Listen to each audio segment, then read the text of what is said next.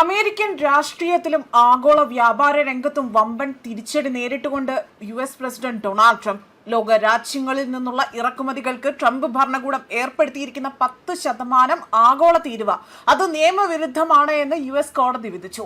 ഇതോടുകൂടി തന്നെ ട്രംപിന് കനത്ത പ്രഹരമാണ് ഇതിൽ നിന്നും ഉണ്ടായിരിക്കുന്നത്. ന്യൂയോർക്കിലെ കോർട്ട് ഓഫ് ഇന്റർനാഷണൽ ട്രേഡിലെ 3-അംഗ ബെഞ്ച് 2-1 എന്ന ഭൂരിപക്ഷത്തിലാണ് നിർണായക വിധി പുറപ്പെടുവിച്ചിരിക്കുന്നത്. ഇതിനു മുൻപും തീരുവ വിഷയത്തിൽ വലിയ തിരിച്ചടികൾ ട്രംപിന് നേരിടേണ്ടി വന്നിട്ടുണ്ട്.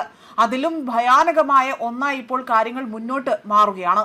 കോൺഗ്രസ് പ്രസിഡന്റിന് അനുവദിച്ച അധികാര പരിധി ട്രംപ് ലംഘിച്ചു എന്നതാണ് കോടതിയുടെ ശക്തമായ നിരീക്ഷണം. ട്രംപിന്റെ നടപടി അസാധുവും നിയമപരവുമായി തന്നെ അധികാരപ്പെടുത്തുന്നതുമാണ് എന്നതാണ് കോടതിയുടെ വ്യക്തമാക്കിയിരിക്കുന്നത്. ഇതിനു മുൻപും ട്രംപ് പ്രഖ്യാപിച്ച വ്യാപാര തീരുവകൾ സുപ്രീം കോടതി റദ്ദാക്കിയിരുന്നു. ഇതിന് പിന്നാലെയാണ് ഇപ്പോൾ 1974 ട്രേഡ് ആക്ടിലെ സെക്ഷൻ 122 ഉപയോഗിച്ചുകൊണ്ട് ഭരണകൂടം 10% താൽക്കാലിക തീരുവ വീണ്ടും നടപ്പിലാക്കിയത്. ജൂലൈ 24 വരെ പ്രാബല്യത്തിൽ തുടരാനിരുന്ന ഈ ഒരു തീരുവയ്ക്കാണ് ഇപ്പോൾ കനത്ത രീതിയിൽ കോടതി സ്റ്റേ നൽകിയിരിക്കുന്നത്. ആഗോള വ്യാപാര നിയമങ്ങളിലും അമേരിക്കൻ തിരഞ്ഞെടുപ്പ് രാഷ്ട്രീയത്തിൽ പോലും ഈ വിധി വലിയ ചർച്ചകൾക്ക് വഴി തിരിക്കുമെന്നതിലും സംശയമില്ല. നേരത്തെ 2025 ട്രംപ് ഏർപ്പെടുത്തിയ സമാനമായ ടാരിഫുകൾ US സുപ്രീം കോടതി റദ്ദാക്കിയിരുന്നു.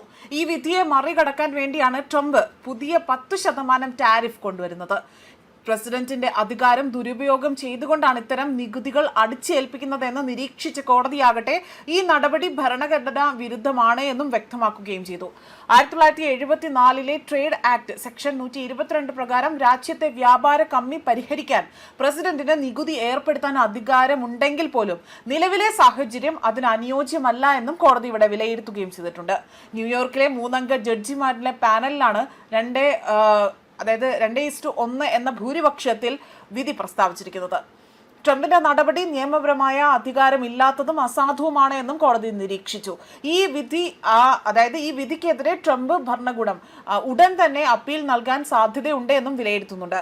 കേസ് ഇനി വാഷിംഗ്ടണിലെ ഫെഡറൽ സർക്യൂട്ട് അപ്പീൽ കോടതിയിലേക്ക് പിന്നീടും അത് സുപ്രീം കോടതിയിലേക്കും നീങ്ങിയേക്കാമെന്നും വിലയിരുത്തപ്പെടുകയാണ്.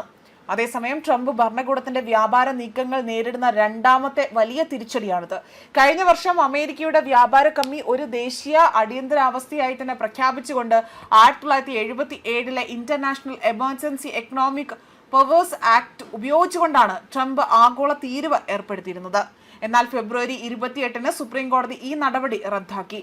നികുതികളും തീരുവകളും നിശ്ചയിക്കാനുള്ള അധികാരം US ഭരണഘടനയ്ക്ക് അനുസരിച്ചുകൊണ്ട് കോൺഗ്രസിനാണ് എന്നും പ്രസിഡന്റിന് ഇതിൽ പരമാവധി വളരെ പരിമിതമായ ഒരു അധികാരം മാത്രമേ ഉണ്ടാകൂ എന്നും കോടതി ചൂണ്ടിക്കാണിക്കുകയും ചെയ്തിരുന്നു. പുതിയ കോടതി വിധി കൂടുതൽ കമ്പനികളെ അത് തീരുവയ്ക്കെതിരെ തന്നെ കോടതിയെ സമീപിക്കുവാനും നൽകിയ തുക തിരികെ ആവശ്യപ്പെടുവാനും പ്രേരിപ്പിക്കും എന്നതാണ് ഇപ്പോൾ നിയമവിദഗ്ധരടക്കം വിലയിരുത്തുന്നത്.